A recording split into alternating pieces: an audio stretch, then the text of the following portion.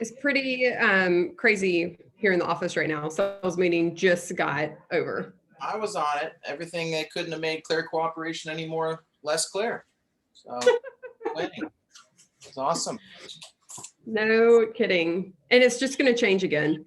Like we were talking with the Real Tracks people and they're like, more changes coming down the pike. It's like, can we just I think everybody just wants to start leveraging the whole, one of the biggest benefits of the merge is doing what the other big brokerages are doing. And so until they squash this opportunity, let's use it as much as we can. Right. Because they're going to close this loop too. Oh, for sure. I would prefer, like, let's get the big plan, Real Tracks, and push it out once. Agreed. And stop doing all this back and forth. It's very, very, very challenging as a broker and as an agent. I'm sure. Sure.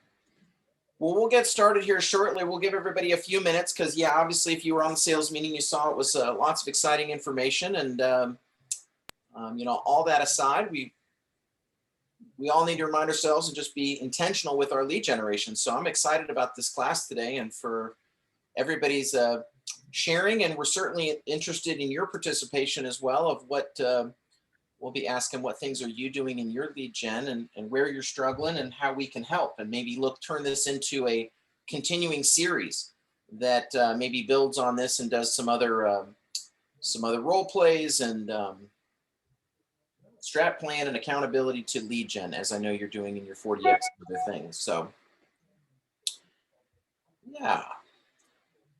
anybody have any gratitudes or good news they want to share with us while we give a minute or two for others to log in?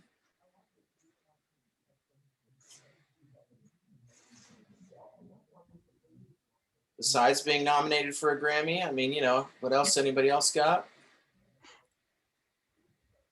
What you talking about, Grammy? What you talking about, Grammy? Who got a Grammy? Who got a Grammy? ACM, bro. ACM. Come on. That's close. Well. That shit was wild, man. That's awesome. Yeah, it really literally caught me off guard.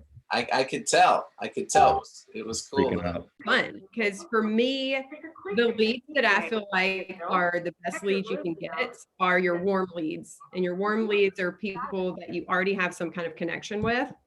And at that point, it's just very, very much relational. So before I go too far deep down that path, I would love for everyone here to think about where we get leads from and just shout out. I want to hear at least maybe 5 from the group. So just shout out where you think we could get leads from. The gym. The gym. Anxieties, and some people have it more than others. Open houses. Or checkup. The GP or whoever your intern is, so you can. Open houses, yes. Kids' schools. Somebody needs to mute themselves. Sorry. For a lot of people. Or Teddy might be on it. I think you said school? Yeah, kids' schools. Kids' schools, yes. I've been scouring rental forums. Oh, that's unique. Yeah, don't steal my Rental shit. forum. Yeah, that's awesome. Yeah. So that would be a cold lead, which is awesome though. I mean, you've got to work both warm and cold. Oh yeah. Any other cold lead ideas? FSBOs, expireds, purchased online leads, Zillow leads, Redfin. Yeah. You said the Z word. I know, I had to. Someone had to. Yeah. Somebody had to throw it out there. Yeah. Any others? Neighbors. Mailers. HOA groups. Mailers. Another good cold lead. Mm-hmm. Andrea, can you hear me? Yeah. It's Andy. Yes, Can you hear me? Yes, we can, Andy. Go ahead. Okay. Well, 2 thoughts, because I don't do anything the way I'm supposed to, but I have had personally pretty good luck the last 5 years in interfacing with leasing companies who do not want to sell. They just want to manage. And I've been getting and I always pay 25% referral back to them. So that's been a good source of a little bit of business for me. The other is which I don't do, but I had an estate listing and that I was the executor of. And I got like 3 phone calls and emails from realtors that are scouring when the will goes to probate. They were obviously extracting that information and immediately going out to the executors. And I haven't done anything with that, but I think that could be a pretty good source. Yeah, I think that's incredible. Guys, we have so many apartment complexes in Nashville now, especially just in the urban core. Go every Monday, drop off a goodie bag to that leasing agent. That is a great idea, Andy. Okay, that's all I got. Awesome. I love it. Any other ideas? I mean, right there, I feel like we could almost close class. Like we just got so many awesome, unique ideas already. But instead of closing class, we're going to dive deep into what we think is our top 3. So of course, we could spend probably 30 minutes alone on each one of these ideas that everyone mentioned, but we're going to really concentrate on the warm lead, which is your genealogy. And I'm going to explain that in just a second. And then the guys here are specialists at working the cold leads. So leads from like Boomtown and Open House. So those are going to be our top 3 that we're going to talk about today. But do like go back and watch this, and those other ideas that popped out are incredible, and work those type of leads as well. So the genealogy is all about your current and past clients. I did the first time I did Ninja, this was brought to my attention. And I was like, this is crazy. Like, I loved always challenging some of the Ninja principles and ideas and then them being right. I was like, okay, this stuff really does work. So I went home one night after learning about genealogy and I put this to practice, and sure enough, it was very eye-opening. It is very, very simple. You take your client that you currently have or any client, and you just sit down and you trace them back to their original source. So for example, I have a client right now who is my financial planner. My financial planner was referred to me by my CPA. My CPA was referred to me by a fellow board member at Preston Taylor Ministries. The board member of Preston Taylor Ministries was referred to me by multiple other board members and volunteers that I knew through PTM. And I got my start at PTM through the Junior League. And I can't go any further back from the Junior League. I mean, yes, I could say the person that encouraged me to join the Junior League, but that's not really the referral source.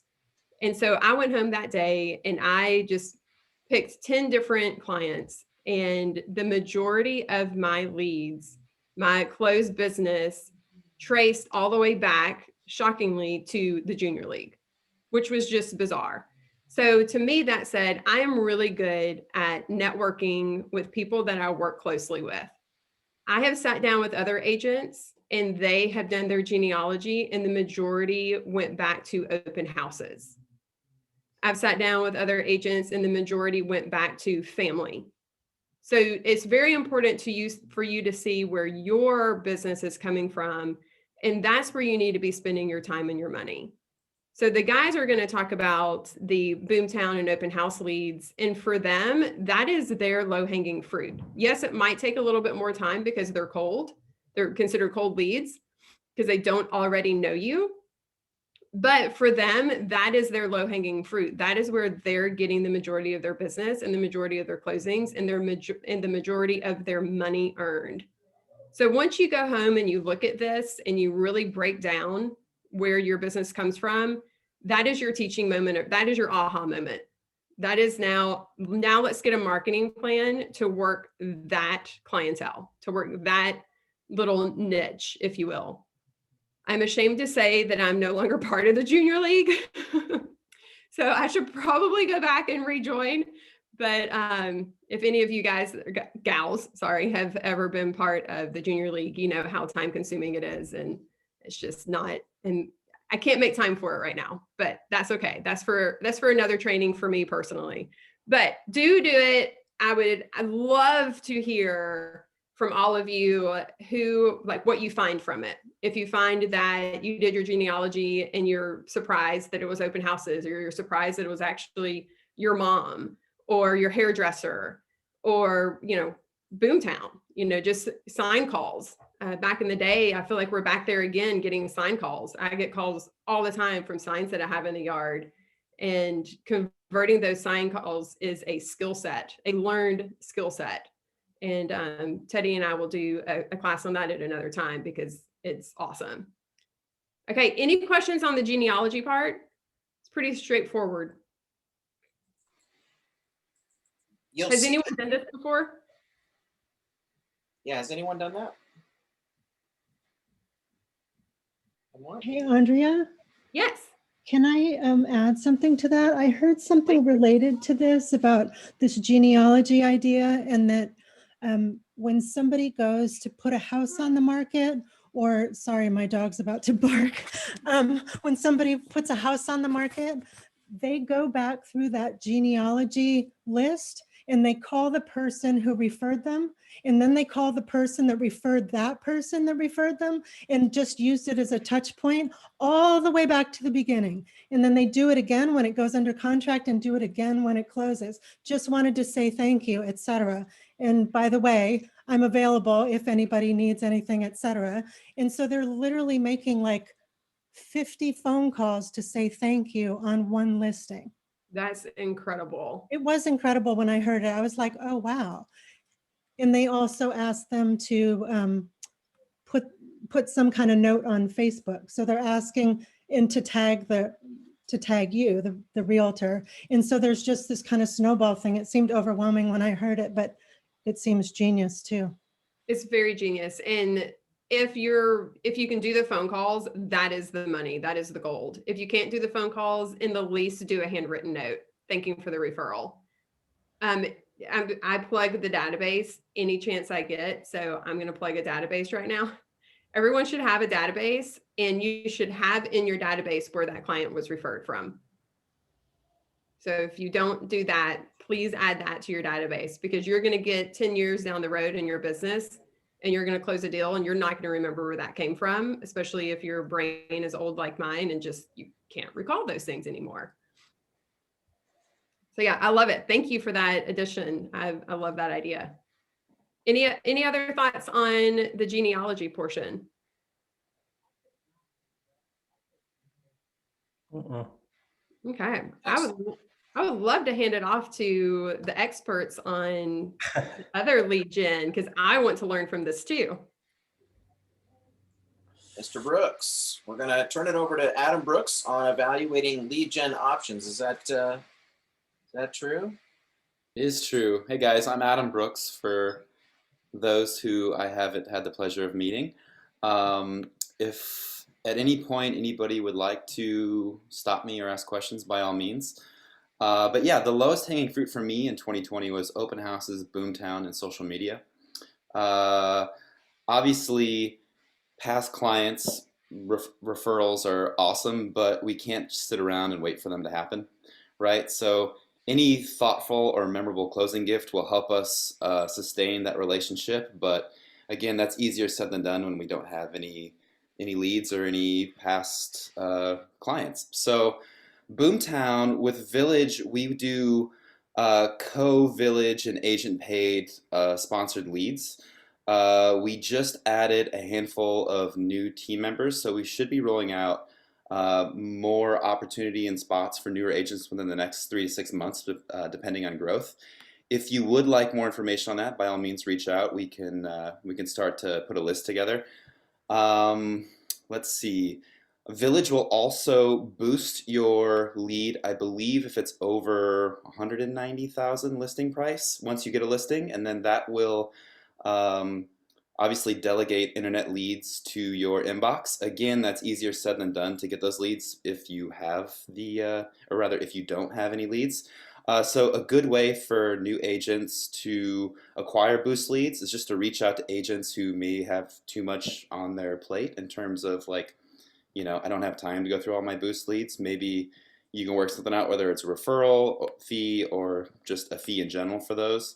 A lot of those leads don't know that they gave up their information, so they are relatively cold. But if you have their information and they're in the market, it's a lead's a lead. They're all created equal in my opinion. Open houses are a great way to meet people. I will say that since the top of the year, the game has changed, or rather top of 2020, our faces are concealed. People don't want to touch the donut. People don't want to sign in. People don't want to touch the iPad, but if you can add any value and give your card and, leave an impression upon them, that's always a great way to make a connection. Social media, obviously, like we talked in the meeting, Wendy's killing it. There's a lot of agents that are killing it. Perception is reality, and I'm kind of living proof of that. I don't get a bunch of my leads through social media, but I think for newer agents, it's great, or rather all agents, to personify your expertise. It's something that you can gauge interest. It's, again, like Stephanie said in the meeting today in the agent highlight, we live in front of our phones, and I don't know about you guys, but when I get updates on how much usage I've had in front of my phone, it kind of bums me out. I'm like, geez, I've spent how many hours in front of my phone? I mean, it's part of the job, but Anyway, so there are some other lead source websites that can help you get leads. Real Geeks is another one. I believe it's $250 a month though, so it's not super practical for new agents. Zillow is awesome as well. Not to, in your words, Peter, steal your shit, but rentals and FSBOs are awesome. The thing with rentals is has there ever been a better time to sell a home in Nashville in terms of having inventory? Like a 10% to 12% cap rate is super sexy for an investor, but when homes are selling at this pace, they're in it to make money too. So for any for sale by owner or rental sign that I see, I feel like I'm universally destined to call them, even just to open up dialogue. I met somebody a couple months ago who has 6 R10 zone homes that he's going to be selling to developers in the next 4 years. And what will come of it? There's no telling, but it doesn't hurt just to pick up the phone. Also, I'm really good at saying dumb things in public forums, so it doesn't hurt to sharpen the stick and just talk to people. Even if it is a loss, it's good to get the rep in. Same with for sale by owners. They are historically not the most practical people on the face of the earth, but we can also still provide them with value, right? They may not know the market as well they think they do, or they may not know what their home is actually worth. Let's see, Redfin has a referral program. I am fortunate enough to have just signed up with that, but I've gotten 1 lead in like 4 months, so I don't know if I would advocate for that. Let's see, I think, what am I missing? Any questions? Am I just spewing out words right now? You are, but it's great. Thank you, Christopher. You're welcome. I think that's all I have. Did I miss anything, Teddy? No, what I would be curious to know. So as someone who worked a decent amount of open houses and only ever had 1 closing from it, what led you to some success with open house leads? Yeah, so again, in a time where our faces weren't concealed, I have had a lot of good luck with it. Now, I did probably 3 a month for majority of 2019, and a lot of those seeds sprouted, so to speak, in 20. So I was super fortunate to, bear the fruits of my labor as a waiter musician in a year where everything was burning in 2020. But I got a lot of mileage out of having my iPad set up with a little keyboard. I can never read what people actually write when it's just pen and paper when they sign in. So when it's an email form, they sign in, I can automatically go back into the app while they're in the home and see if their email is valid. Now, I wouldn't call them out on it, but it's just it's a foolproof way to see if they actually signed in. I've also learned that a lot of buyers can just smell it on you if you're following through the home, if you're asking too many questions, if you're injecting yourself in their conversation. I've learned the best thing to do is have a little pill speaker, have some tunes playing, just be welcoming and have as much knowledge as possible. If they don't want your card, they're not going to work with you anyways. If they don't want to sign in, they're not going to work with you anyways. I don't ask if they're using an agent because it doesn't matter. I'm just altruistically looking to provide value. But yeah, the iPad sign in, some tunes, and some just as much information on the home and the neighborhood as possible is great. I did flyer the neighborhood as well, but I personally found that I would get a bunch of neighbors, they would eat all my donuts, they would talk my ear off, and then the actual buyers would come in and I wouldn't have an opportunity to meet them. So it is a good way to meet the neighborhood, but I can't speak to if it's the best way to do. It's certainly proactive if the home has a high days on market. You know, the lower days on market, the more appealing it is to the market, if you will, to buyers. So if it's been on for 90 days, it might be good to flyer the neighborhood, but otherwise I would suggest to not do it. But to answer your question, Kris, I think consistency is key, and I think if you can have a legible form in terms of which, you know, potential buyers can sign in, I think that's setting your best foot forward. Yeah. Hey, can you expand on this iPad sign up deal? What's the story with that? Yeah, so I have I think it's called iReal Home app, and it's free. So I just have an old iPad that I set up, and I bought a $30 keyboard on Amazon, and then I have a little like cylinder pill speaker that I got for $40 that will like hold up the iPad. So I'll put some tunes on and allow people to sign in.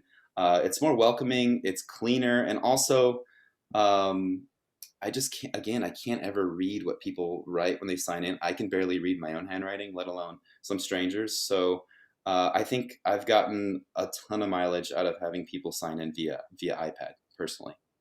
And what kind of music are we talking about when you're working these open houses? Do you have recommendations? Yeah, well, you know, I did have a lot of good luck with Lady A before they sued the other Lady A.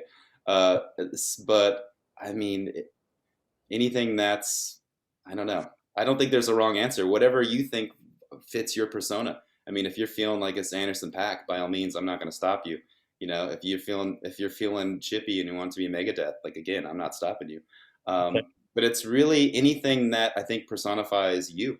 You know, I think pre moves like Jagger, Maroon 5 is a good you know, song about Jane. Yeah, it's it's very agreeable to a lot of people. So yeah, to each their own. Great. What would you play right now at your open house, Kris, today? Me? I usually go like Khruangbin, you know, just kind of like no real words for the most part, more ambient music. Let myself do all the talking. Which is maybe why I didn't have any success with open houses. Who knows? But let's just say, friends, we would play royalty free because we need to be respectful to the artists and writers. And I'm pretty sure in case ASCAP walked in, we need to be considerate. I'm just kidding. I was like, whoa! Oh, no. Just a joke. Just a joke. There's no wrong answer, but I mean, yeah, I think I don't know. For some reason, I feel like songs about Jane on like a 4 out of 10 volume I've had a lot of good luck with, and that's not exactly what I bump when I'm at the gym. But again, it's not about me. So yeah, there's a lot of mileage in low days on market open houses. Unfortunately, now with the market being so competitive, I think a lot of agents are seeing like I need to host my own open house because the potential that's there. But yeah, any other questions that I can help with? Cool. Good. I'm going to pass the ball back to you, Ted. All right, I think we're up next. All right, so we're going to talk a little bit about sort of choosing a lead generation plan and then really just doing it. I mean, there's honestly, there is no. I mean, that's the sort of the blessing and the curse of real estate, right? Is you'll talk to 10 different agents and every single agent will do something different. No two agents have the same strategy. No two agents get their business from the same place or the same way or approach the business the same way. And so the cool thing is that you can basically create any kind of business that you want to do. The terrible thing is that there's not necessarily a framework for you to follow to create your business. You kind of have to figure it out. You have to figure out what is going to work for you and what's not going to work for you. And there's a lot of trial and error in that. There's also doing a lot of things that have no return on what you're doing for potentially 6 to 12 months out. And so knowing that whatever you do, you know, you need to schedule the time to do it, and you need to be consistent with doing it, in knowing that I might not see any return on this for 6 to 12 months, but I need to consistently schedule it, and I consistently need to do it. And then after, 6 to 12 months, if you're not getting anything from it, then you can move on to the next thing.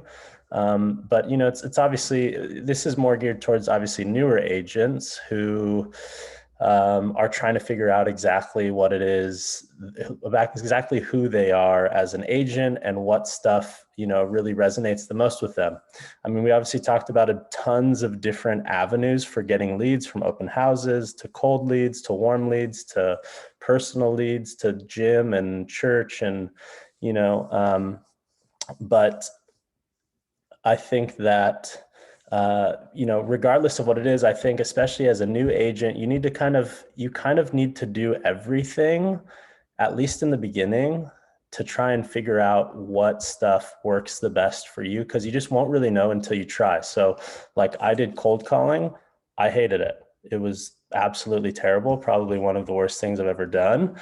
Now, granted, there's people that come from a telemarketing background that, like, those people are probably slated to have such an insane business straight from the get-go with that background, because it is the best way, the fastest way to get in front of as many people as possible is by sitting in your chair for 8 hours a day and calling, 2 to 3, 400 people. You're guaranteed to get business that way. I did everything I could to try to be that person, and it was really, really difficult for me. And but at the same time, I definitely see the value. I mean, I knew if I was making 600 phone calls, would I have a boatload of, if I was making 600 phone calls a day, 5 days a week, religiously for 365 days a year, would I have a lot more business than I have right now? Absolutely. Am I going to do that? No, it's too painful for me. It's not the way that I want to get business. It's not the way that I want to do business, but I wouldn't know that if I wouldn't have given it a shot. And I still kind of try it every once in a while, because it is like, I do see the value in it in certain ways. But at the end of the day, you want to also be happy with what you're doing. You don't want to put yourself through too much pain, but the idea is that you have to schedule it out every day to a certain degree. If you're not lead generating every single day, then realistically, you're not doing it right. You need to allot time, and that could be anything. It doesn't have to be sitting in the chair and hammering out 300 cold calls to FSBOs and expireds every day. It absolutely can be if you like doing that, but you need to come up with a strategy. Like, maybe it's as simple as open houses. My first year, I picked how many open houses did I want to work that year. I divided that number by 12, and that was how many I needed to do each month. And then you have to hold yourself accountable to that and say, okay, if I'm going to work 2 open houses a month, how many have I done this month? Okay, I only worked 1 open house this month. Okay, well, that means I have to work 3 open houses next month. Or it would be like, hey, I'm going out of town for 2 weeks this month. Okay, great. Well, that means this month before I need to work 3 open houses or 4 open houses so that I can hit my number for the year, right?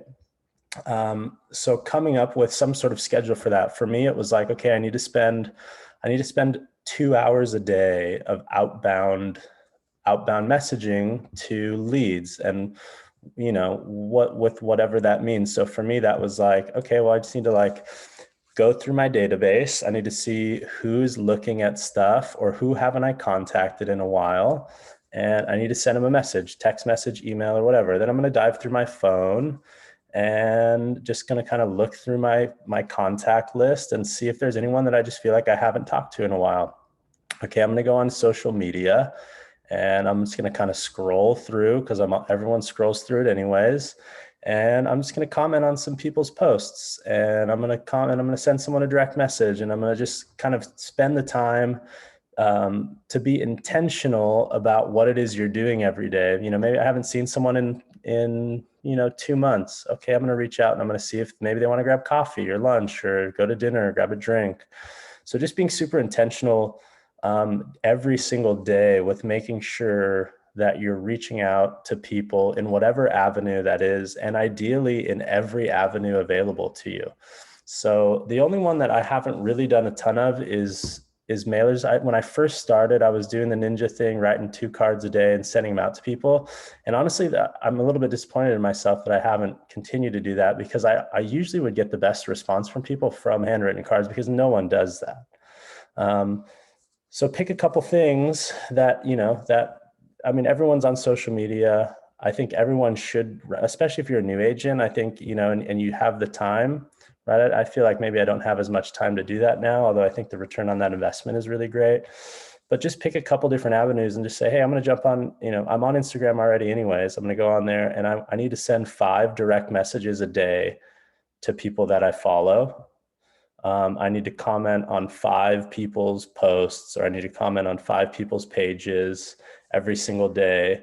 And just be intentional about that, and then kind of follow that up with and then just be consistent. Like I said, you're probably not going to see, it's not like you're going to do that in a week and then there's going to be like 7 listings and you're going to be working with 15 buyers. That's just not the reality. But if you do that and you're consistently in front of everyone and you're making those connections and you're making those reach outs and you're doing all those touches, eventually something is going to happen from that. When, you just don't really know, but eventually it will. And, so the big thing is, you get in a month to doing it and then you sort of stop. And it's like, I always like to think like, if I did it for 1 more month, I bet something would have happened from it. So I try and do everything at least 3 months, ideally 6 months. And then if at 6 months, nothing has happened at all, then I can feel good about stopping doing it and feel like I really gave it the college try.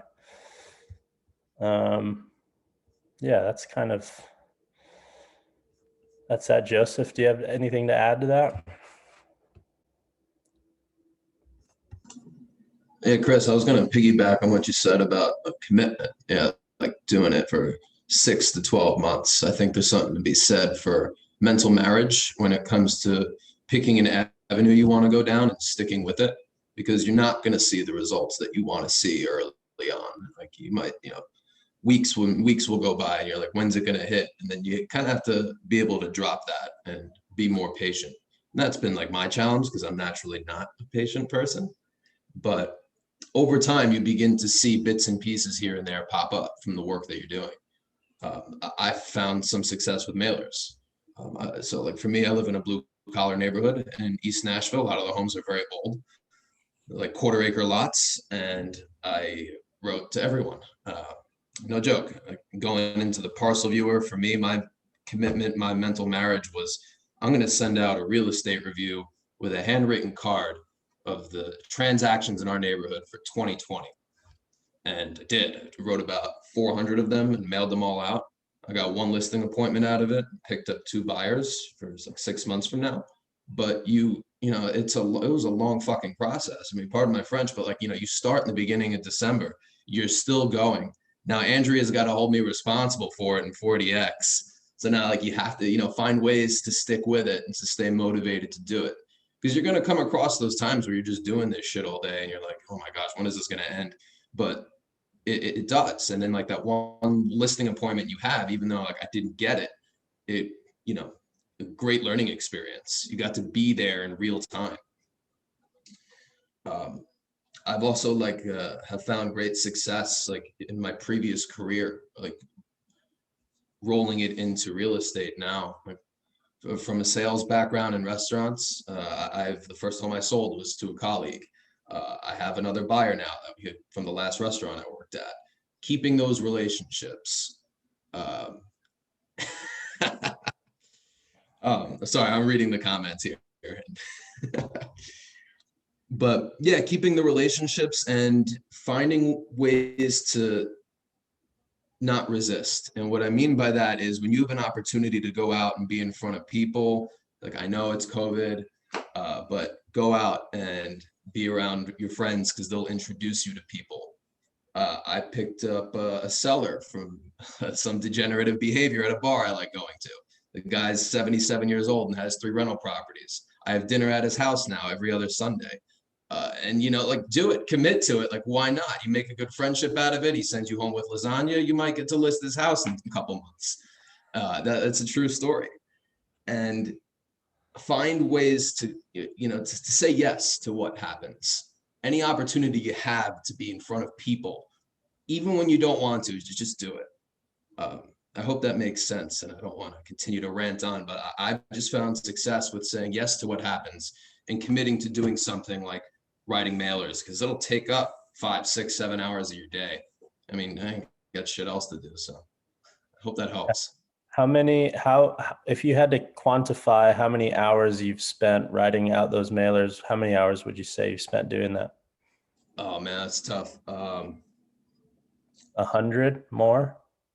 Yeah, probably. I mean, like in the thick of it, when I was doing it heavy December, January, I would spend 7 hours Saturday and about 7 hours on Sunday. I would just be in the office, just writing them, printing them out. Because like, for me, I try and make it as thoughtful as possible, right? Because you could just type out all the stuff and then just stamp like a mailing address. But I don't think you're going to have as much success of people opening your mail that way. Me personally, I will hand write on the 9x12 envelope the return address, for me, and then the person that it's being mailed to. I do it all by hand, because how many people really see that, right? Like, how many people are getting a handwritten envelope or even like a piece of postage that somebody hand wrote their name and their address? You just don't see it as often anymore. And I think there's something to be said for that, right? But I guess that's me, 26 going on 86, but. No, I think that's definitely, I think that's the best way to do it. But I think really what we're trying to drive home is it kind of goes back to scheduling and consistency, is that, if you spend a week doing that, how many do you think you would have sent out? 20, maybe? Yeah, probably about 20. I mean, like you put in like, go ahead. Do you think you would have gotten a listing and 2 buyer leads if you only sent 20 out, or do you think it took you sending 400 or 500 of them out and spending 100 hours on it to get those leads? The latter. Yeah. So scheduling and consistency is definitely key. I think next, Adam, we're going to talk about Boomtown a little bit, dive into that specifically on kind of, so like Adam was saying, there's a group of us that Boomtown is the CRM platform that Village provides. If anyone's not using it and doesn't have a CRM, I think you should start using it immediately. And even if you have a CRM that you're using, if you're an existing agent that has been in business for 30 years, there's no reason for you to switch over. But if you've started business recently, I think it's just a really insane CRM platform. It was one that I looked at. It wasn't the CRM that I started using when I first got into business, but I'd looked at it, and the cost of using it was just so extravagant that it was not realistic for me to start out with. But the second I heard that Village was switching over to it, I switched immediately, purely for handling all of this stuff that we've talked about. Everything, no matter what lead source people come from, no matter what you're sort of doing, all of this stuff can be sort of put into Boomtown, and Boomtown can really help you with all of these different things, whether it's from following up with open house leads, whether it's cold calling FSBOs and expireds, all of this stuff, your mom, your dad, your friends from church, everyone can go into this. Notes can be put in there, to-dos can be set, and you can it'll really help you sort of keep track of all of your different lead sources. You can include stuff like the genealogy of a lead and have it in there so you'll never forget it. It's really a one-stop shop that does everything you could possibly think of when it comes to leads. So, Adam, do you want to talk about, calling, and specifically speaking now into Boomtown, what we do is also paid advertising. So paid online leads, just like you would get if you were signed up for like a Zillow, or a Home Gain, or the other 3,000 other services you can use for online leads. But we've been doing these online leads, and so we've been working towards that a bit. So I'm gonna let Adam talk about, calling and texting and dealing with online leads sourced through Boomtown advertising. Yeah, well, calling and texting in general, I think we found this year that people are more responsive through text. Often when you get an online lead and you call them right away, they're like, whoa, this is some Ed Snowden stuff. How do you have my information? What's going on? Right? But at the end of the day, it's only as big of a deal as you make it. The worst they can do is hang up on you. I mean, hopefully. So I don't know. We get so heady about like, well, what if they don't like me, or what if I don't have anything to say, or what if I don't have anything to provide? It's like, well, you're not accomplishing anything by not calling. So I don't know. A friendly voicemail, you can get a lot of mileage out of. But I think we found this year that the most responsive way to reach out to somebody is through text. More often than not, people don't want to pick up the phone for a random number. They'll just go straight to voicemail, where they also don't want to talk on the phone. I think also we found in 2020 that most of us are working from home. So we're working kind of longer hours. So people are more available to pick up the phone if you were to call. But historically, people are more willing to reply back to a text than a phone call. For sure. Yeah, I see that as well. Text message, at least for the initial contact, I think it's the lowest stress, easiest way of communicating with someone. And I mean that more on the lead side. So for them, right, like they see a number, they don't know who the number is. I don't know if anyone still answers. I mean, I guess we should, as real estate agents, answer the phone always, and I still do. It's really annoying. I wish I didn't have to. I really like not having to do that before, because I would say, I mean, 9 times out of 10, it's a telemarketer or something about your Google business page is going to get voided if you don't call or give them their social security number or something. So text message is a lot easier because you can just respond to it and say, hey, leave me alone, or answer the question that's being texted. And so we've had the best response with that, hands down. And my feeling is that that's only going to continue, is that text message is pretty much going to be the exclusive way that we communicate moving forward. It's already pretty much exclusively the way we communicate already. And it's just much easier and much more straight to the point. Yeah, and there's a couple questions in the chat. One was Andrea asked about the Redfin referral program. So I've gotten one lead from it. I signed up like 4 months ago. You need to have 15 deals to be able to be a part of it, but to my knowledge, they're restructuring how they delegate leads. So right now, I would, although it's free, you do pay a referral. Right now, I would say that Boomtown is far more fruitful, in my opinion. Also, there was another one. Top 3 online lead resources, I think it was. I'm missing it. Yes, and Kris responded and said Boomtown. I'm sorry, Instagram and Boomtown are his only online lead sources. That would be my answer. I did. I mean, I had this other one, Home Gain, for a while, and same, I ran it, I mean, I was probably spending roughly $800 a month, and they were sending me like 25 leads or so. And I ran it for about 4 or 5 months and had 0 success with it, so stopped it.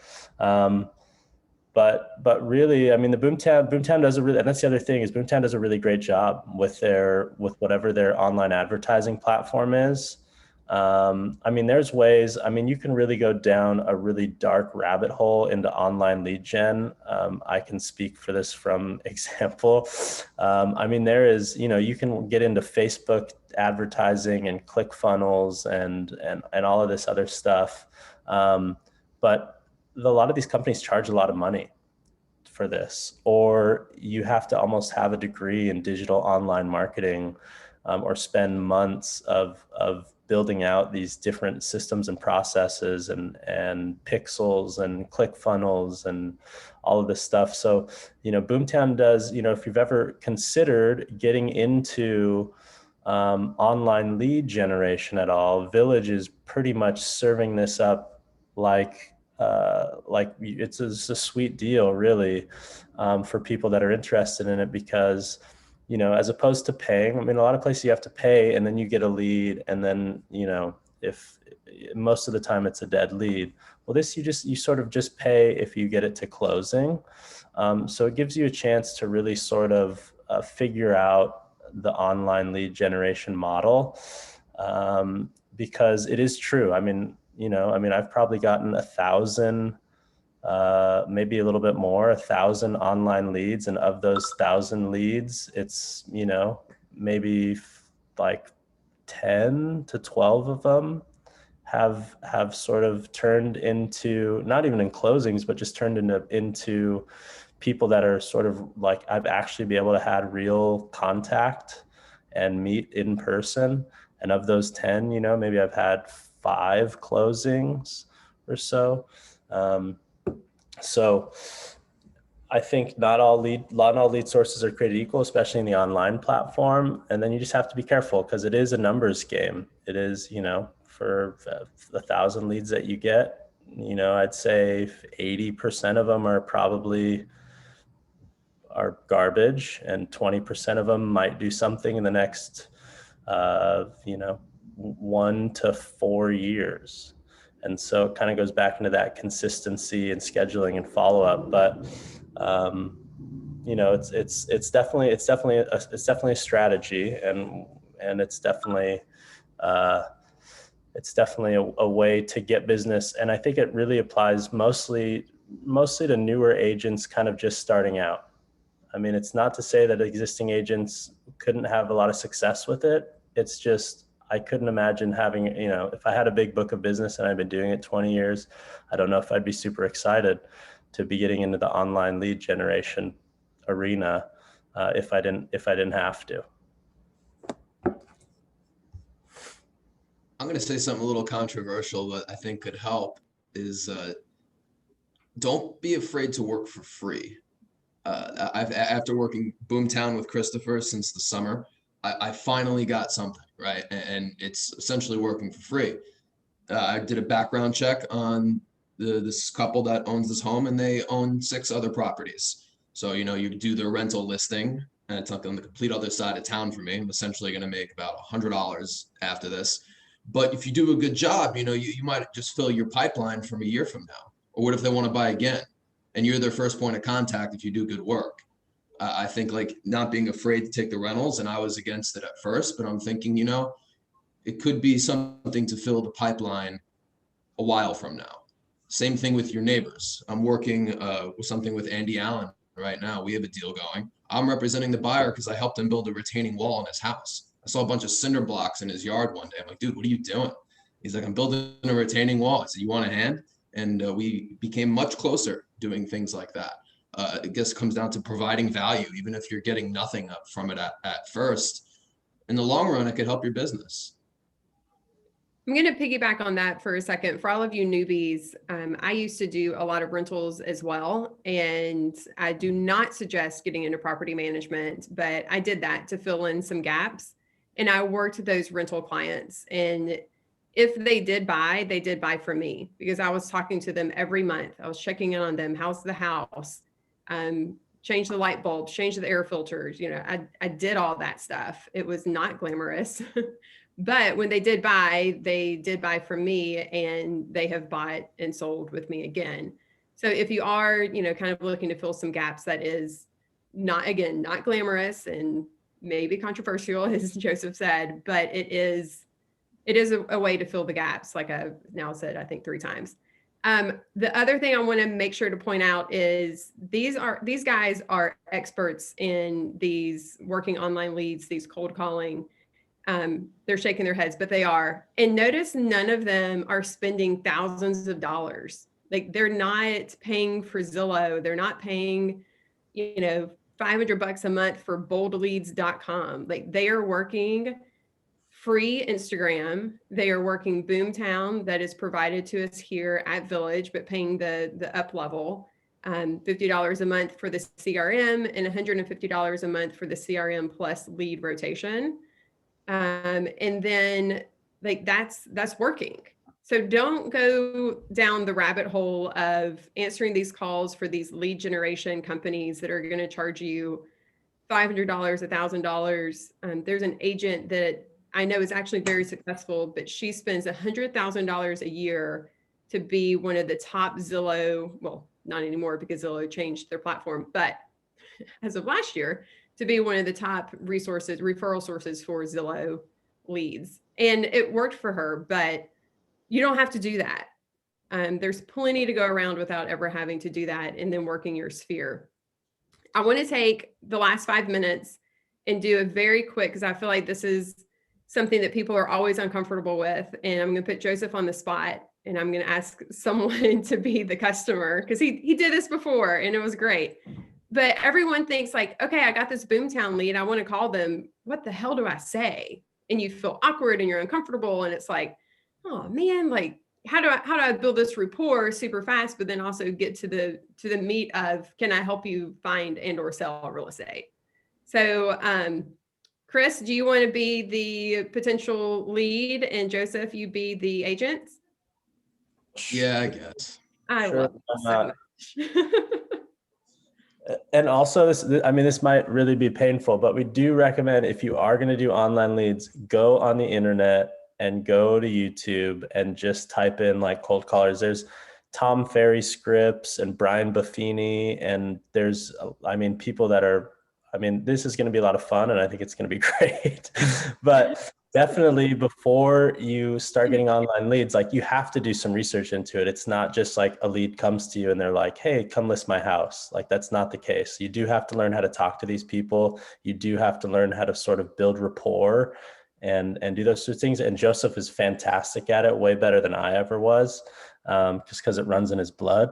But do go on the internet and watch YouTube videos of people making cold calls, because there is an art and a science to it, and it's really honing a craft and a skill it's really, really important. So also just sit in the front of the office and listen to him. He sits in the front table all day making calls.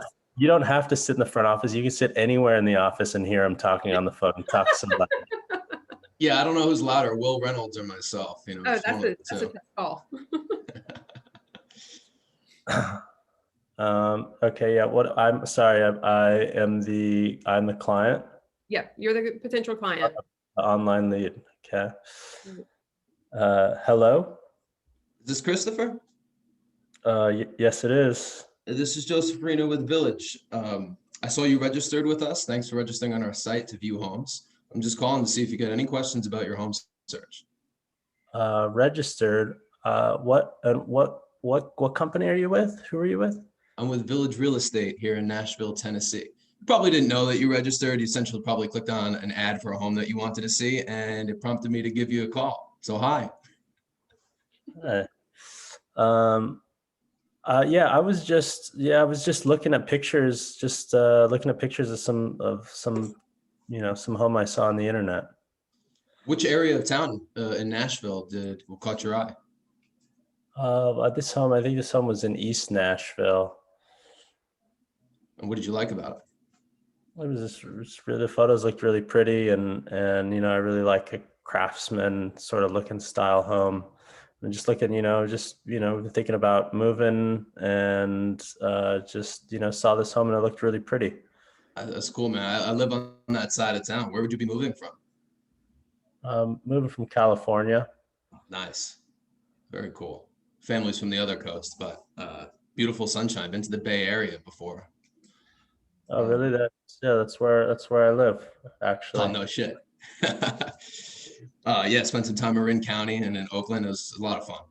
Nonetheless, when you find this home that you're looking for, or trying to get the idea of what you're looking for, how many bedrooms and bathrooms are you looking for? The house that we're in now has 3 bedrooms, but with this whole working from home thing, probably at least 4. Okay. And do the amount of bathrooms matter or not so much? We definitely need bathrooms for sure. You don't want to use the outhouse? I can get you a porta potty.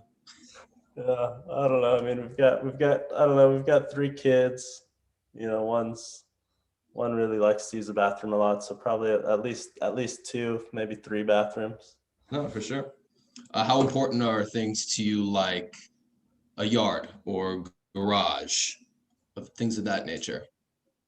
Yeah, but definitely need a yard because we've got a dog. Did you get a dog? What kind of dog you got?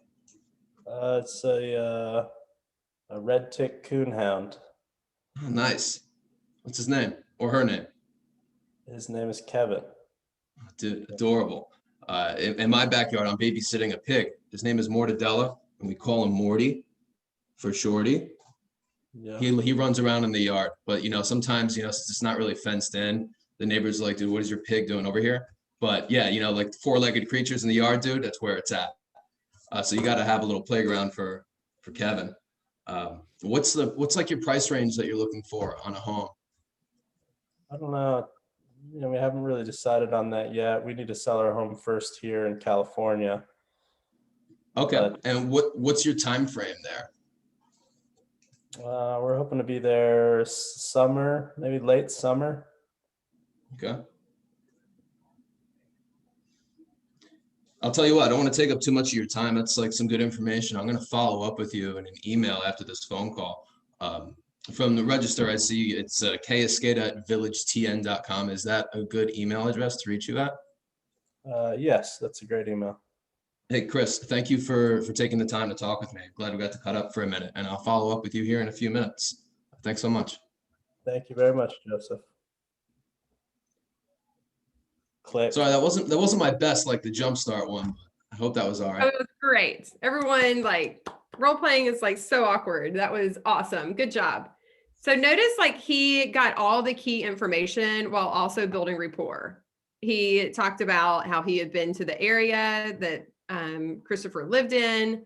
He talked about the dog and that he then created synergy and common ground that he also has a four-legged creature, and talked about Morty.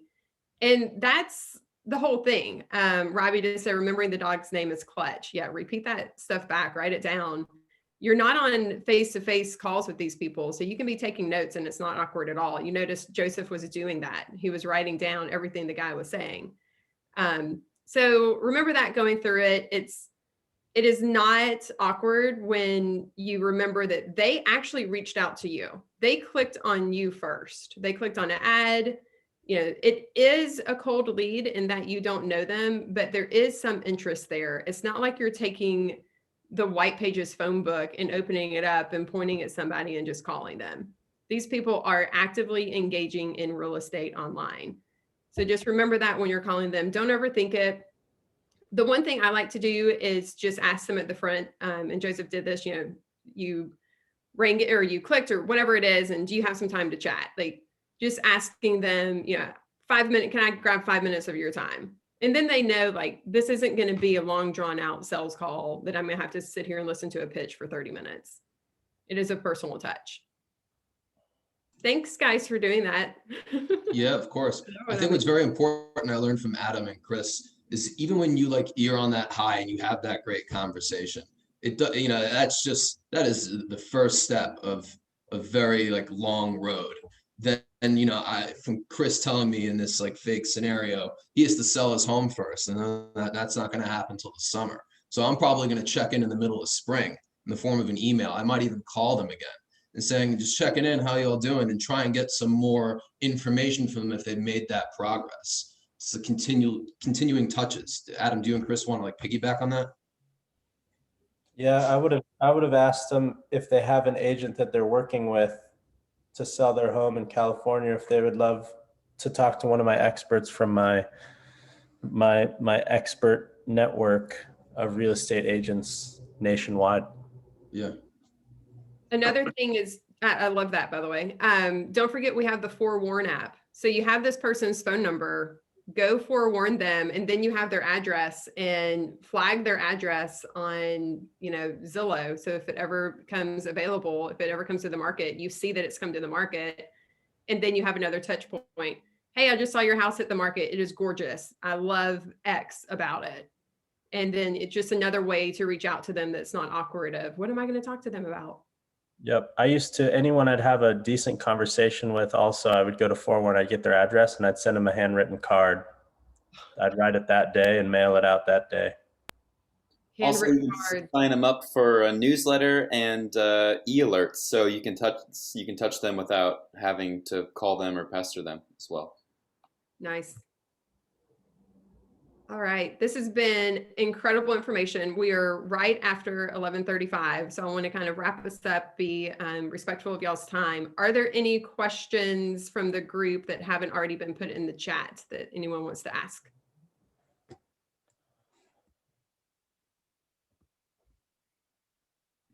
Andrea, I just put one in. Oh, I see that. Guys, did y'all ever use Skip Genie or any kind of tracing software to get email addresses, Rocket Reach?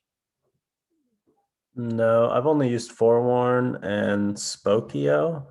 My assistant recommended Spokio, but I mean, I'll do stuff like I'll go. I mean, you can go deep. I mean, right? It's like depending on the online lead. I mean, if I have a good conversation with them, I might go deeper on. I mean, I'll check Instagram, I'll check Facebook, I'll check LinkedIn. I'll try and build a profile about this person because it's going to help me sort of connect with them for our next phone call, or it's going to help me, it's just going to help me create a profile, because at the end of the day, you have no idea who these people are. You just had a conversation with someone on the phone, and you learned a little bit maybe about them, but usually you don't learn that much.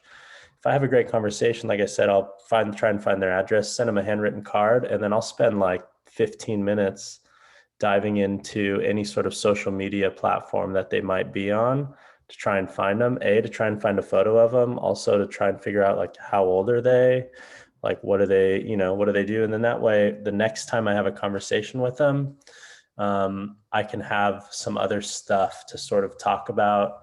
I mean, obviously I'm not going to be super creepy and be like, oh, hey, I know you have, 2 daughters and one just graduated from whatever, but if I see that they're like a super crazy sports fanatic, I might try and work that in there casually to get them, talking about that. Anything I can do to try and build rapport. At the end of the day, you want them to feel like you're their guy or girl, like you're their person. So I'll dive in and definitely do a bunch of research about them as much as I can, whatever I can pull from the internet, which is pretty much everything these days. I mean, you can literally find everything out about any person. If you can't, I get a little bit nervous that they're like a secret agent or something, because for the most part, everything is on the internet. I mean, there's nothing that's secret anymore about any person. So. One last question. When you get these leads and you give them that first phone call and they don't answer, how many more times do you reach out? 100. Yeah, I mean, on average, it's probably about 15. You should make 15 touches. And most people don't respond to anything but like 7 to 12 on average it takes. So 7 to 12 attempts of reaching out before they finally get to talk to these people. So for us, like for me, I do, I think it's 16 touches in the first 9 days. Wow. So, and on average, like every once in a while I'll get lucky with text messages early on, but they're going to get it's usually 5 text messages, 6 emails, 4 to 5 phone calls in the first 10 days. That's incredible. That is persistence, and persistence is key. So that's awesome. Any other questions from the group? So I just wanted to add a comment to that 16, touches. I don't know what I signed up for or inquired about something, and some salesperson literally called me the 16 times, and I knew they were doing their thing. And in the beginning, he calls and he leaves this very professional, friendly, warm, accessible message. And I'm like, okay. And then he called again and I'm like, okay. And he called the 3rd time. I'm like, seriously. And, the 4th, 5th, and 10th time, I'm like, man, okay. But what was really amazing about what he was doing, each time he left me a message, there was no irritation in his voice, like, damn it, this is the 12th time I'm calling you. It was as even and warm and professional all 16 times. And at the end, I was like, you know what? This guy's awesome. Like, he's on his game and I would do business with him. And it was really funny. I went through the whole roller coaster of he's working his sales thing with me. This is really annoying. And then in the end, I just had mad respect. So That's there's awesome. something to keep going. Well, definitely. And I think even if someone was to answer right and they were to be like the 20th time you called them and we're like, man, well, you you won't stop calling me. I always go back to like, yeah, but that's like my work ethic. So wouldn't you want someone to be working for you that like, I'm willing to make 20 calls to try Absolutely. to get your business? Like, I'm going to do that same thing when I'm working for you. Is I'm going to do whatever it takes to get the deal done, to sell your home, to whatever it is. Like, that's I sort of the mentality I take from it. just couldn't get over that he was just as lovely on the 16th call as he was on the first. Like, No it defeat, was no amazing. defeat in his voice. Say that again? I said there was no defeat in his voice by the 16th None. time.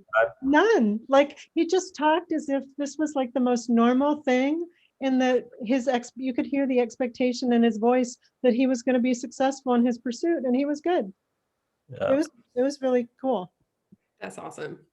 Thank you, Anne, for that commentary. You just heard it from a customer side and the professional side. So persistence is key. Keep doing it and remain calm and good composed and friendly. It'll get you places. All right. Always.